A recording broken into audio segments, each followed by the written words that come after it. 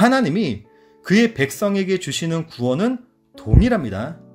누구에게는 구원의 은혜를 더 주고, 누구는 덜 주고, 누구는 구원의 질을 높여서 주고, 누구는 낮춰서 주고, 그러지 않는다는 겁니다. 그런데 여러분들, 혹시 이런 생각 안 해보셨습니까? 우리가 하나님으로부터 받은 구원은, 그 은혜는 모두 다 동일한데 우리들은 왜 제각각의 신앙생활을 하는 걸까요? 라는 이런 생각 안 해보셨습니까? 쉽게 말하면 어떤 사람은 구원을 받았다고 하면서 하나님의 자녀라고 하면서 끝까지 죄 속에서 허우적거리는 사람도 있고, 또 어떤 사람은 죄와 은혜 사이를 오가는 사람들도 있고, 또 어떤 사람들은 끝까지 말씀대로 살려고 말씀을 붙잡으려고 하는 사람들도 있고, 또 어떤 사람은요, 이런 모든 사람들을 가르치는 사람들도 있잖아요. 왜 그런 걸까요? 우리가 하나님께로부터 받은 구원과 그 은혜는 같은데 우리는 왜 우리가 하는 신앙생활의 모습은 왜 제각각 다른 걸까요? 우리의 의지가 다 다르기 때문에 그런 걸까요? 어떤 사람은 의지가 약해서, 어떤 사람은 의지가 강해서. 이건 아니겠죠.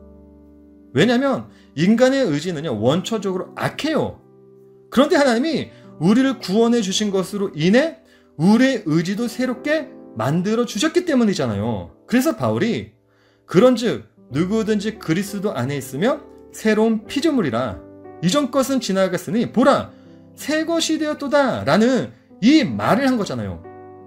이 말씀이 무슨 말씀입니까? 우리가요, 구원을 받으면 우리의 존재 자체가 바뀌는 거다 라는 것에 대해 설명한 말씀이잖아요. 그렇기 때문에 우리의 의지 때문에 우리가 하는 신앙생활의 모습이 제각각 다를 수밖에 없다? 이건 아니라는 겁니다. 왜냐하면 우리가 구원을 받으면요, 모두 다 같은 마음과 같은 의지를 가지고 새롭게 태어나는 사람들이 되는 거기 때문이죠. 자, 그렇다면 우리는 왜 하나님께로부터 받은 구원과 그 은혜가 동일함에도 불구하고 우리가 하는 신앙생활의 모습은 왜 제각각 다를 수밖에 없는 걸까요?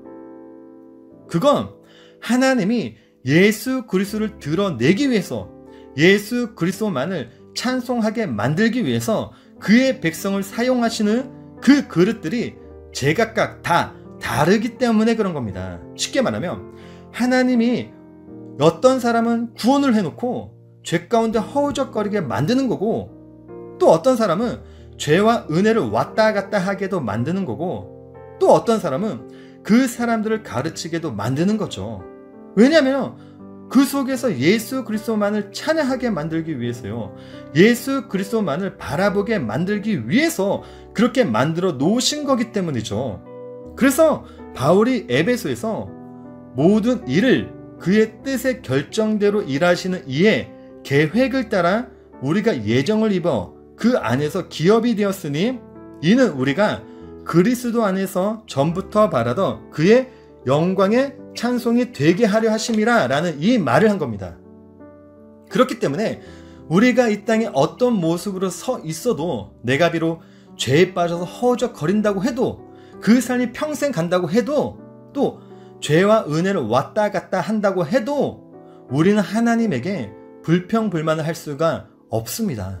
또 그런 사람을 우리들이 본다고 해도 우리가 그런 사람을 비판하거나 평가할 수도 없는 거죠. 왜냐하면 이 모든 모습들은 결국 예수 그리스도를 높이기 위해서, 그를 찬송하게 만들기 위해서 하나님께서 만들어 놓으신 모습들이기 때문이죠. 그래서 바울이 로마서에서 이 사람아, 네가 누구이기에 감히 하나님께 반문하느냐? 지음을 받은 물건이 지은 자에게 어찌 나를 이같이 만들었느냐 말하겠느냐? 토기장이가 진흙 한 덩이로 하나는 귀 있을 그릇을, 하나는 천이 쓸 그릇을 만들 권한이 없느냐라고 한 거고, 또 14장에서는 어떤 사람은 모든 것을 먹을 만한 믿음이 있고 믿음이 연약한 자는 채소만 먹느니라 라고 하면서, 먹는 자는 먹지 않는 자를 업신여기지 말고 먹지 않는 자는 먹는 자를 비판하지 말라, 이는 하나님이 그를 받으셨음이라 라는 이 말을 한 거죠. 그러면서 14절에서 뭐라고 하죠? 남의 하인을 비판하는 너는 누구냐? 그가 서 있는 것이나 넘어지는 것이 자기 주인에게 있음에 그가 세움을 받으리니 이는 그를 세우시는 권능이 주께 있음이라 라는 이러한 말들을 한 겁니다. 그러니까 우리가 같은 구원을 받고 같은 은혜를 받아도 우리의 신앙생활의 모습이 제각각 다를 수밖에 없는 이유는 결국 그 안에서 예수 그리스도를 드러내기 위해서 예수 그리스도만을 찬송하게 만들기 위해서 하나님이 그렇게 만들어 놓으신 거라는 거죠.